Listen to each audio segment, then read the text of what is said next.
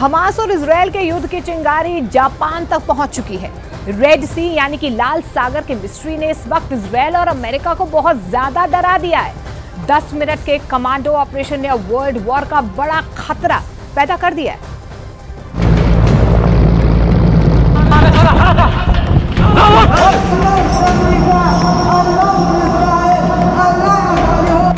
Helicopter एक जहाज के ऊपर मंडरा रहा है।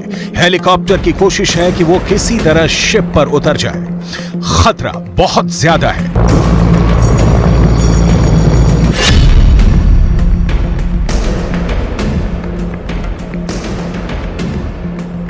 हेलीकॉप्टर के पिछले रैंप वाले दरवाजों पर 2 झंडे लगे। एक है यमन का झंडा और उसके नीचे है फिलिस्तीन का फ्लैग। ये लाल सागर है। दुनिया इसे रेड सी के नाम से जानती है। आखिर यहां रेड सी में क्या हो रहा है? हेलीकॉप्टर किसी तरह जहाज की रफ्तार से रफ्तार मिलाकर आगे बढ़ता है और इस शिप पर उस जगह पर पहुंचता है जहां ये जहाज पर उतर जाए। लेकिन अचानक इस हेलीकॉप्टर से कमांडो निकलने शुरू हो जाते हैं। जहाज पर हमला होता है और ये कमांडो जहाज पर कब्जा करना शुरू कर देते हैं।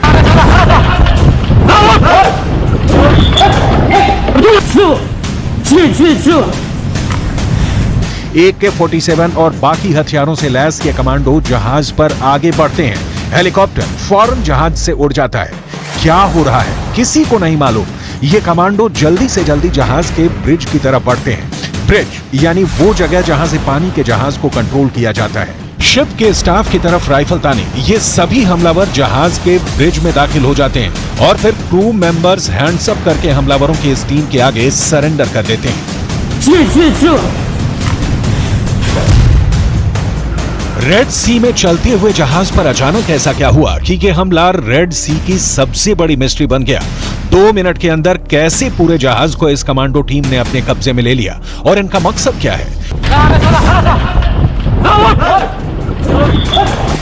शिप के ब्रिज पर कंट्रोल करने के बाद इन हमलावरों का कब्जा बाकी जहाज पर होने लगता है और फिर लगते हैं वो नारे जो यमन के हूती विद्रोही अमेरिका और इजरायल के खिलाफ लगाते हैं।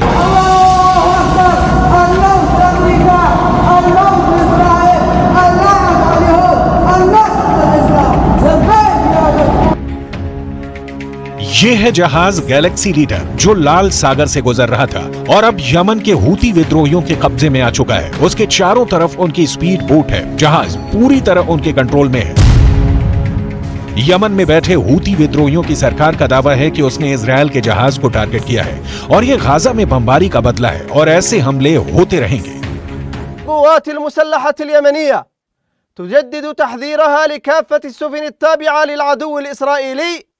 أو التي تتعامل معه بأنها سوف تصبح هدفا مشروعا للقوات المسلحة وتهيب بكل الدول التي يعمل رعاياها في البحر الأحمر بالابتعاد عن أي عمل أو نشاط مع السفن الإسرائيلية أو السفن المملوكة لإسرائيليين। बीच समंदर में ये ऐसा कमांडो ऑपरेशन है जिसे इजरायल के लिए 7 अक्टूबर 2023 के बाद दूसरा बड़ा झटका कहा जा रहा है। और ये भी कि रेड सी अब इजरायल के बरमूडा का ट्रायंगल बन गया है। बरमूडा ट्रायंगल वो जगह है जो दुनिया भर के समुद्री जहाजों के गायब होने की जगह के तौर पर बदनाम रही है। लाल सागर का खतरा इजरायल और अमेरिका पर बुरी तरह मंडराने लगा है। रेड सी में यमन के हूती विद्रोही वो कर रहे हैं जो अब तक बाकी अरब देशों ने सोचा भी नहीं था। लेकिन इनमें सबसे बड़ा पेंच यह है कि इजरायल ने इनकार कर दिया है कि उसका इस शिप से कोई लेना देना भी है।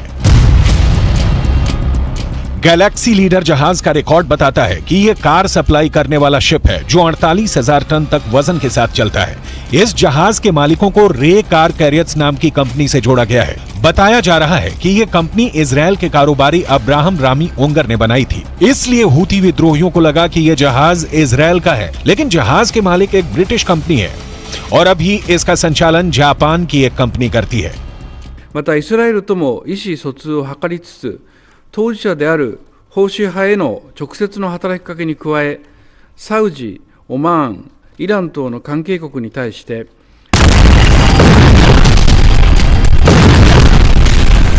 इसका मतलब साफ है, इजराइल और फिलिस्तीन के बीच चल रहे युद्ध में अब सिर्फ अमेरिका, ईरान और अरब देश ही नहीं बल्कि यूरोप से लेकर जापान तक फंस सकते हैं।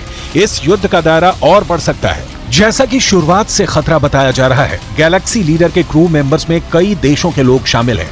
इसमें बुल्गारिया से लेकर फिलीपींस, मैक्सिको और यूक्रेन के कर्मचारी भी हैं और इस वक्त ये सभी हूती विद्रोहियों के कब्जे में है। इजराइल के प्रधानमंत्री नेतन्याहू भी दावा कर चुके हैं कि इस जहाज के स्टाफ में कोई भी इजरायली नहीं है।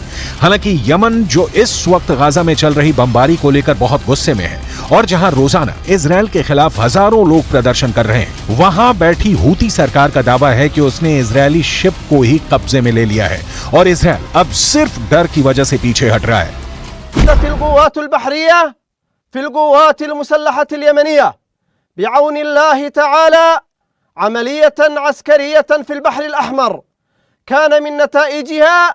الاستيلاء على سفينة إسرائيلية واجتيازها إلى الساحل اليمني.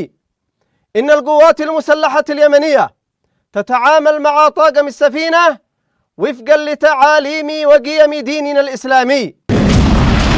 शिप को लेकर हूती विद्रोहियों के दावे गलत हो सकते हैं, लेकिन यह मिसाइल अटैक साबित करता है कि यमन अब इजराइल के खिलाफ एक तीसरा मोर्चा खोल चुका है।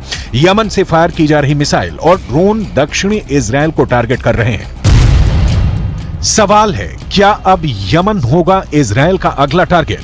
क्या इजराइल अब यमन में भी गाजा जैसा ऑपरेशन चलाएगा और हमास के बाद यमन के हूती विद्रोहियों पर इजराइल की सेना टूट पड़ेगी? कुल मिलाकर इस वक्त रेड सी की मिस्ट्री इजराइल और अमेरिका के लिए बरमुडा ट्रायंगल वाला खतरा बन चुकी है। इजराइल दावा कर रहा है कि गैलेक्सी लीडर को ईरान की शह पर ही अगवा किया गया है और ईरान ही इस हाईजैक का मास्टरमाइंड है।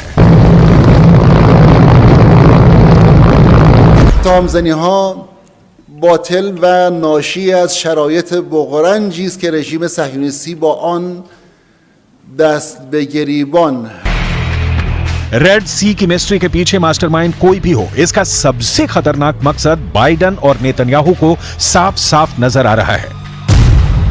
बाइडन को लाल सागर में तूफान नजर आ रहा है तो नेतन्याहू को लग रहा है कि उन्हें गाजा और लेबनान के बाद तीसरे युद्ध में फंसाने की साजिश शुरू हो गई है। रेड सी की मिस्ट्री अब गाजा में चल रही बमबारी का बहुत बड़ा बदला कही जा रही है। इजराइल और अमेरिका को बड़ी चुनौती 4 एच से मिल रही है। ये चारों एच इजराइल और अमेरिका के लिए बहुत बड़ा खतरा बन चुके हैं। इन चारों एच को ईरान का पूरा समर्थन है। एच से हमास, जिसने गाजा में ग्राउंड ऑपरेशन के दौरान इजराइल को कड़ी टक्कर दी है।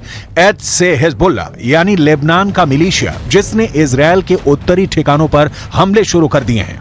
एच से इराक का मिलिशिया हश्द अल शाबी, जिसने इराक और सीरिया में अमेरिका के अड्डों पर हमले किए हैं। एच से हूथी यानी यमन का विद्रोही गुट, जिसने लाल सागर पर गुजरने वाले हर इजरायली शिप को टारगेट पर रख लिया है। Seizure of the motor vessel Galaxy Leader in the Red Sea is a flagrant violation of international law.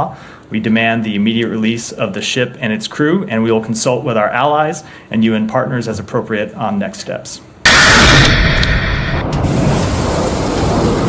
इस वक्त लेबनान और इजराइल के बॉर्डर पर ऐसा युद्ध चल रहा है कि गाजा में हो रहे हमले छोटे लगेंगे। देखिए हिजबुल्लाह ने कैसे बुरकान मिसाइल से इजराइल के अड्डे पर बहुत करीब से हमला किया। पहले मिसाइल फायर और कुछ दूरी पर इजराइल के अड्डे पर ये जाकर बिल्कुल सटीक जगह पर गिरती है। ये इजराइल के कब्जे वाले इलाके में उसकी सेना के अड्डे की हालत है। जहां मिसाइल गिरी उस जगह की हालत देखिए। लग रहा है कि इजराइल का पूरा मिलिट्री अड्डा तबाह हो गया है। तस्वीरें साफ साफ बता रही हैं कि यहाँ कैसे बर्बादी हुई है। हिजबुल्लाह ने अपनी छोटी दूरी की बुरकान मिसाइल से बहुत बड़ा नुकसान किया है। हिजबुल्लाह ने अपने सबसे खतरनाक स्नाइपर फोर्स उतार दी है। हिजबुल्लाह ने अपने एंटी टैंक दस्तों को इजराइल की पोस्ट पर लगातार हमलों का ऑर्डर जारी किया है। इजराइल के कई शहर टारगेट पर हैं। गाजा में बमबारी के खिलाफ हिजबुल्लाह और हूती दोनों ने अपना हथियार गोदाम खोल दिया है। यमन अब इजराइल के समुद्री जहाजों को भी टारगेट कर रहा है। लेकिन ऐसे हमलों और गाजा पर बमबारी जारी रखने के बीच नेतन्याहू ने अपना वॉर ट्रायंगल तैयार किया है। नेतन्याहू के वॉर ट्रायंगल में सबसे बड़ा कोना गाजा में हमास का पूरी तरह खात्मा है। नेतन्याहू के वॉर ट्रायंगल में दूसरा बड़ा कोना लेबनान में हिजबुल्लाह का अंत है, जबकि नेतन्याहू के वॉर ट्रायंगल का तीसरा सबसे खतरनाक कोना है सीरिया, जहां से इराक का मिलिशिया हश्द अल शाबी इजराइल के बॉर्डर तक पहुंच सकता है। यही वजह है कि सीरिया पर इजराइल की एयरफोर्स ने हमले तेज कर दिए हैं। ये तीनों जगह इजराइल के बॉर्डर से लगी हुई हैं और इजराइल इन्हें अपने खिलाफ सबसे बड़ा खतरा मानता है। इस वक्त पश्चिम एशिया में जो भी हो रहा है वो दो कैंपों के बीच चल रहा है। एक तरफ इजराइल और अमेरिका और दूसरी तरफ है ईरान और उसके साथी मिलिशिया। फिलहाल हूथी विद्रोहियों ने लाल सागर में जो कोहराम मचाया है उसका जवाब इजराइल की तरफ से आना बाकी है। अगर इजराइल ने हमला किया तो समझ लीजिए पूरा पश्चिम एशिया जल उठेगा। ये अमेरिका भी बहुत अच्छी तरह से जानता है।